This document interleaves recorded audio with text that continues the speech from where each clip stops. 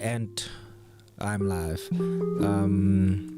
Doing a lot of tweaks and things like that. I think we've lost the first link already. I don't know if it's just my settings or something weird is happening with today's live stream. So I hope that you bear with me. Let me move this little guy here so that we can have the logo just at the right side of the frame. Cool. So welcome to today's live stream. It does feel like a Monday. The stream health is poor. It's a really big topic that I wanted to speak to today. So let me rather do this. Let me record the live podcast as well. So I'm going to kick off the recording for the live podcast, and welcome to the recording of today's live podcast, right? If you're watching this on YouTube, I hope that you have a better experience. I can see that my settings are just not working great today. And if you're listening to this on any podcast channel, it should be sounding just great. So welcome to the show.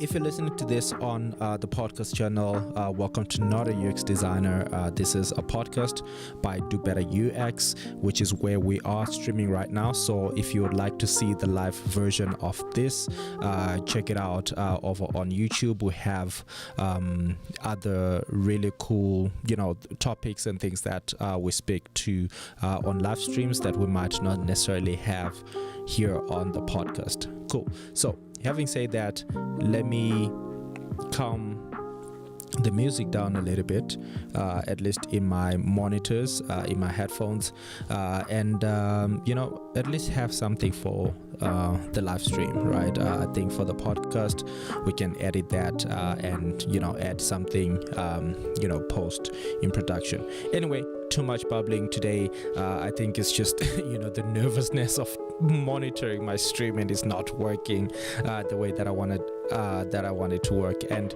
speaking about tech and not working, there is something that is really big right now that I want to talk about, and that is we are in the tech season, right? Super exciting time, at least for me, where all the companies, well, at least the big companies, come up with all these products, almost like they've timed each other to release things within this time of the year, this meat pot time of the year. So far we've seen stuff from Google, stuff from Microsoft.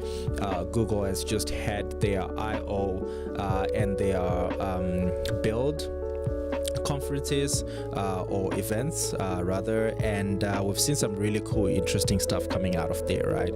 We've also seen Microsoft over the past month really just splattering the world with AI and Copilot and Bing Chat, etc. We've seen some stuff from Nvidia. We've seen some stuff from Sony coming out, but I'm really interested in three main companies that I want to talk to today, and that is Google, Microsoft, and Apple. And the reason why I want to talk about these main companies is that I think these are the biggest companies that actually influence our actual day-to-day digital consumption, right? This could be this could be all forms of things, right? So these three companies really affect our main digital consumption, right? In everything that we do, whether it comes to just consuming entertainment off the internet, or looking up things, or doing our work day to day, especially Microsoft, right? And they have been on this AI bandwagon, and I want to talk about AI, and please bear with me. I know the past live streams and the past conversations, probably on the podcast as well, have been around AI, but I want to talk about the tech season that we are in, these main three companies, how they are affecting and shaping the future, and what it is that we can actually do as UX designers, product designers, help get to the face and the surface of all this, and make something out of it as it is fresh off the press, right? So let me start with Google. So we've seen that Google's Bard rather, and some of the things that Google has been working on is that there's a lot that they've been working on, right? There is actually a meme out there currently where we see Google, I think they said like AI 150 something times within their keynote, right? And we see this because they are really pushing that AI tone, right? After they had been beaten to the fight by Microsoft with ChatGPT, everyone was using it. It became a famous tool, and Microsoft said is working on Copilot, which is basically putting this ChatGPT AI component within the Microsoft suite itself, in your PowerPoint, in your Excel, and all of those things. And I think this is just Google's way of, kind of like responding, right, to what is coming out of this space. This is Google's way of really, flexing what they've been doing over the past decade, right? As they say that they've been always an AI company first, and they've always kind of like looked at AI over the past decade. And honestly speaking, we've seen some really great stuff coming out of Google, right? We've seen AI voice assistants coming out, probably like 2-3 years ago. We've seen voice assistants that can, call for you, interact with real human beings on phones. And we've seen a lot of demos that speak to AI, machine learning, and generative AI as well, right? But not as hyped up as we had seen it with Microsoft and when ChatGPT was released, right? So I think what really happened there with Google is that they haven't released and unleashed, these AI products into the world, made them publicly open and, kind of like available. And I kind of get it. We're working on new technology that is, really unknown to a lot of people. It's on the brink of changing the world, and they are taking a very, a lot of caution in how they bring this into the market, right? There's a lot of safety and security concerns. I think we've seen a lot of image generation and voice generation AI tools out there that are coming, and really causing havoc when it comes to copyright laws and just passing around wrong information. And we're in a state right now that we cannot tell the difference between what is AI generated and what is not. And this is what Google has been working behind the scenes, coming up with tools on how can we regulate this, how can we control this, and how can we kind of like identify that this information or images or whatever it is, it's actually AI generated. And this is the approach that they've been taking, and I think it is a responsible approach. I do feel, however, that they are kind of like giving away that approach just a little bit, just a tad bit, right? And this is because of the pressure that they are getting, right, from the market, from basically Microsoft and ChatGPT and all of the ChatGPT kind of like children and things that have sprouted out of that space, right? And this is the importance of competition in the market, and also the dangers of it. We are seeing it playing out right in front of us, right? And I hope that the tools that Google has put in place really, help kind of still govern some of those elements and components and things like that, right? So I'm super interested to see where, as more and more countries and more people get access to the smart tools that Google is working on, and not only Bard, I'm gonna speak about Bard in a minute, right? I hope that we kind of like start seeing more and more things that are coming out of that space, and we've seen across the board, well, at least between Microsoft and Google, that they have released tools for developers to be able to interact with these AI platforms and kind of like make their own things on top of them, right? So super keen to see what comes out of that space, especially from the Google space. I think we've seen a lot of ChatGPT backed apps, right? And I think the biggest thing around Bard is really the ability to search the internet and being able to give you facts right away, and that not being behind some sort of paywall like we get with ChatGPT. Because with ChatGPT, if you want to get the latest version, that you have access to the internet, then you have to pay on the plus version, which is a good model. They are making money out of it.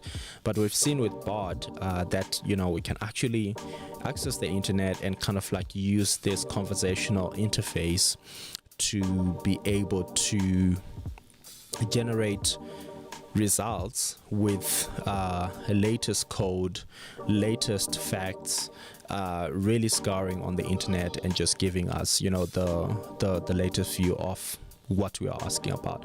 And I think that is one big game changer that we're going to see from Bard, especially when it comes to building tools and applications that you can feed it data, and people can overlay different questions around it. Let me proceed on to the next company, which is Microsoft. Now, Microsoft is basically turning into an AI operating system. That is kind of like where they're going. They are looking at the Microsoft operating system as a canvas, as they say in their own words, and they want to use this canvas to basically use it as an AI platform, so the AI can have access to your documents, your workflows, etc., and it's much easier to just kind of like ask it questions that are based on your data, because it's already embedded within your operating system already, right? Instead of like Bard kind of like looking at the internet and scouring over the internet and giving you results like that, I think Microsoft has got a really big play when it comes to productivity and being able to bring more people to their Microsoft suites. Right now, we're also seeing Google playing in this space where they have introduced AI into their Google suite. Their Sheets, their PowerPoint equivalent, which is slides, and other tools, right? And they are bringing and rolling that out as probably at the same pace as we'll see Microsoft Copilot come to life, right?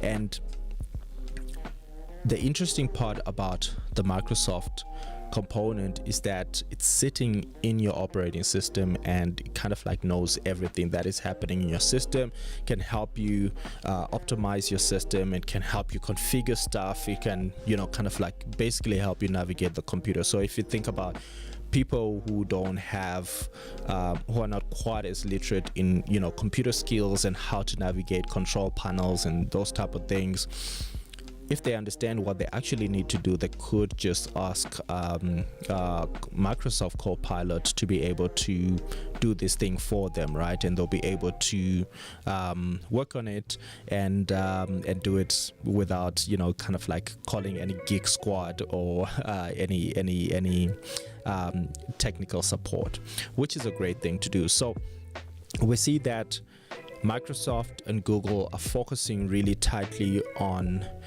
productivity, day-to-day things like image generation, PowerPoints, creating presentations, etc., right? Which is super cool stuff, and I'm excited to see that, really, right? And I want to see more of it. I'm keen to see that, and I really want to see more of it, and how this will improve our day-to-day life, and hopefully bring us closer to a 4-day working week without compromises, because we'll be able to do our work in half of the time, right? Well, at least that's how it looks like and feels like. I wonder how far it will go, though. Will we get to a point where, my AI is just speaking to, my colleague's AI, for example, and, we're not even speaking to each other anymore, and it's just the AI speaking and answering each other over emails or whatever it is, if you can embed it in Slack. Interested to see how that is going to turn out. But I've seen a lot of potential in things like clearing up your inbox, figuring out what are the action points in your emails and things like that, right? So super beneficial stuff, crazy interesting, and I feel so blessed to be alive at this opportunity, right? That is happening right now. I think it's a technological evolution like no other that we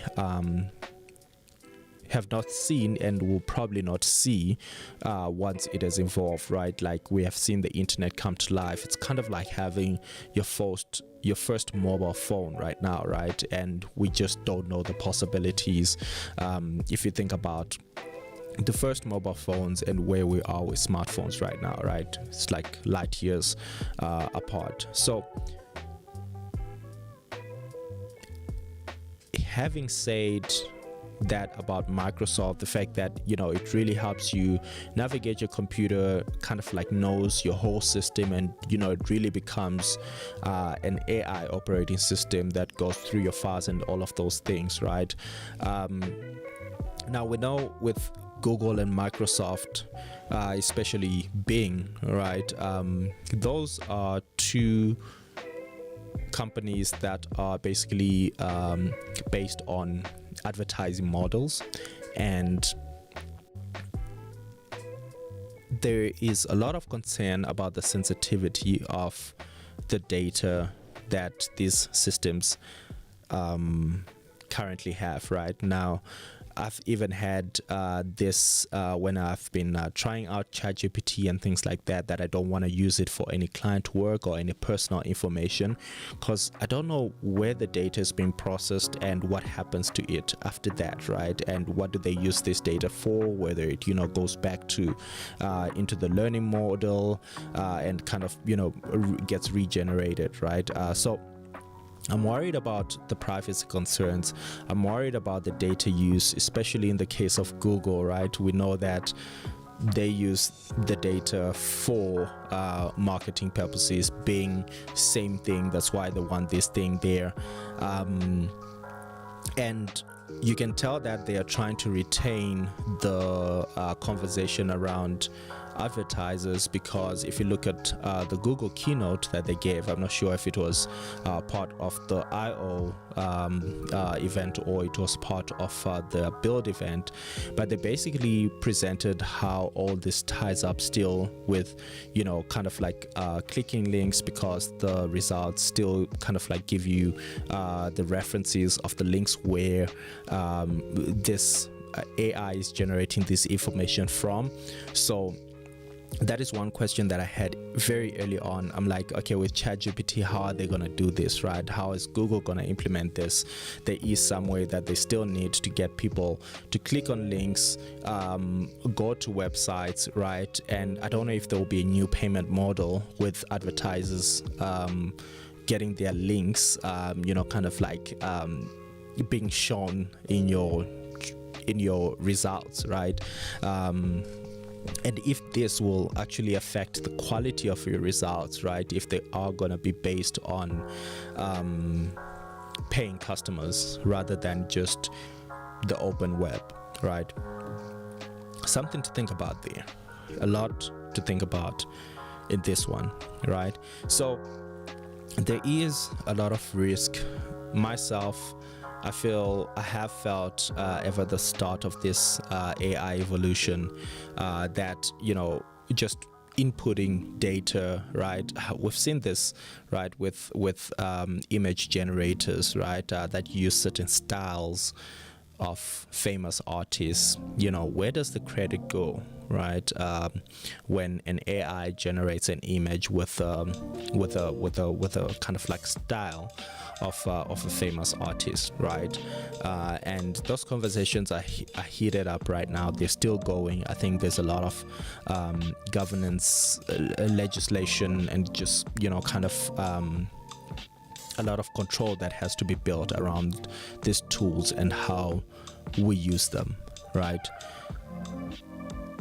Talking about privacy is a great segue to the third company that I want to speak to, and I'm guessing that you already know that it is Apple. But before I jump into that, I want to introduce you and invite you over to the Do Better UX Design community on our LinkedIn group. If you just come on LinkedIn, look up Do Better UX community, you'll be able to find it. Here we are nurturing a UX community that basically shares information and knowledge around topics like I am speaking about today, and other career topics as well. Sometimes it's not even about UX design, it's just about career growth, and that is what Do Better UX is really about. So if you want to become a bigger part of the community, check out our website, dobetterux.com. You can stay up to date with our podcast, what we are releasing there.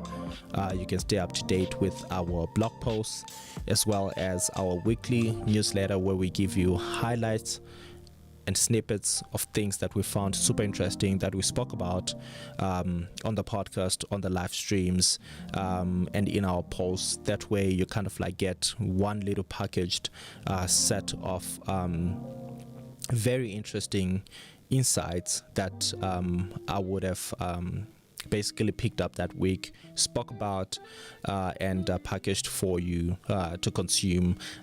So it's a curated list of things that you get every week, basically. So check out the website, dobetterux.com, join the newsletter, join the podcast. I don't know if you can join the podcast, but yeah, stay up to date that way. But most importantly, I'd like to see you in our LinkedIn group, which is called Do Better UX Community.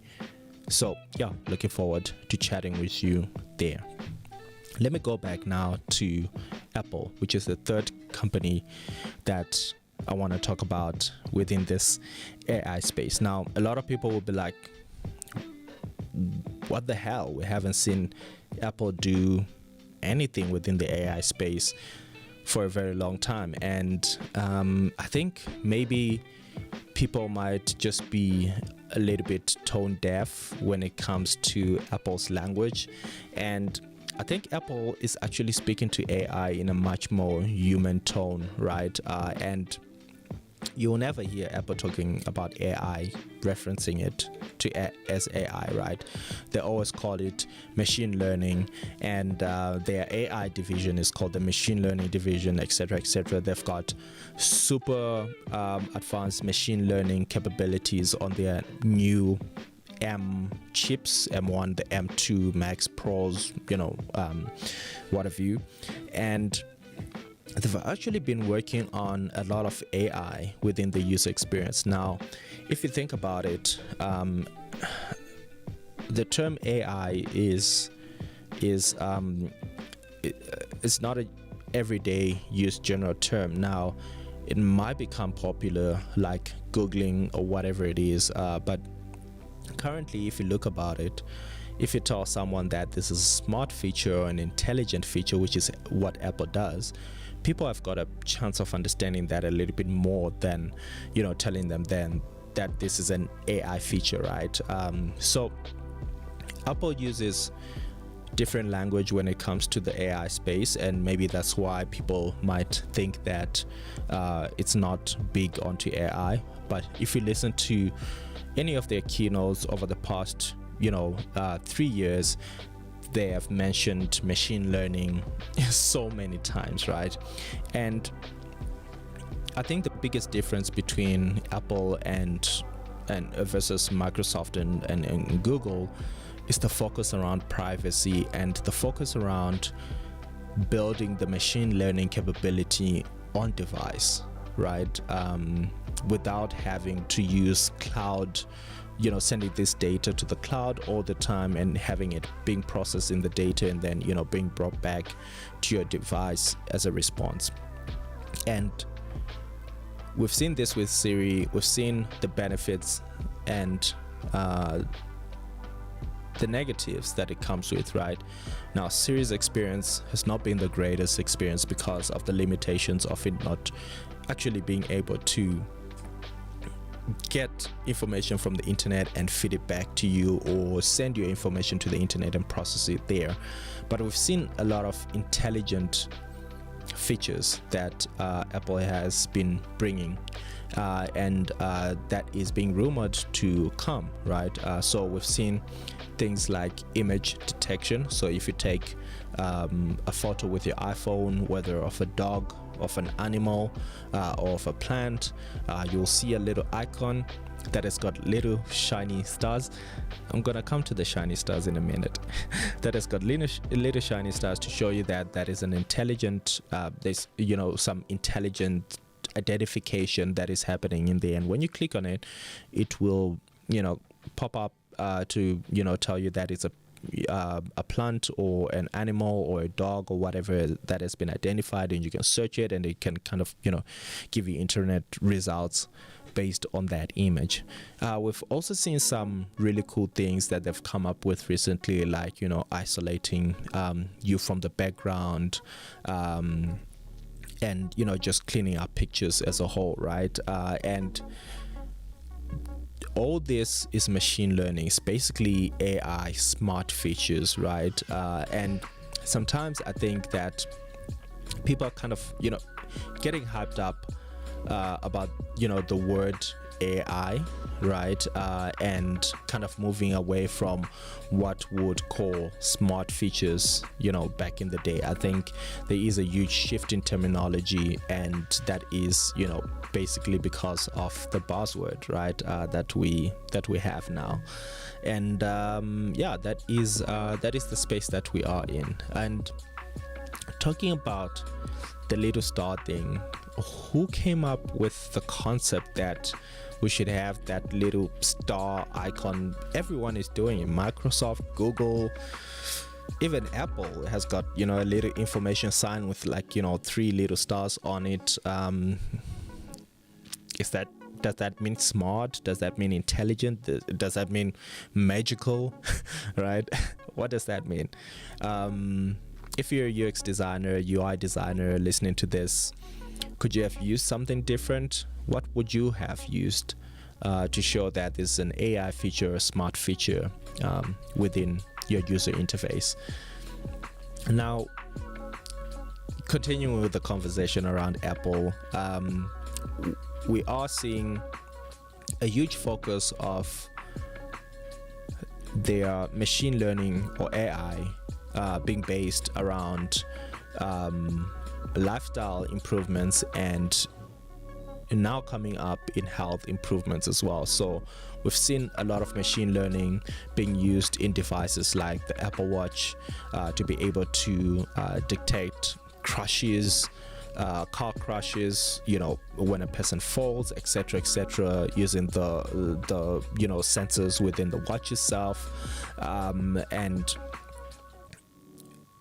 we've seen Apple really focusing on this lifestyle type of things, and I think we are going to see more and more of those things, coming out of Apple.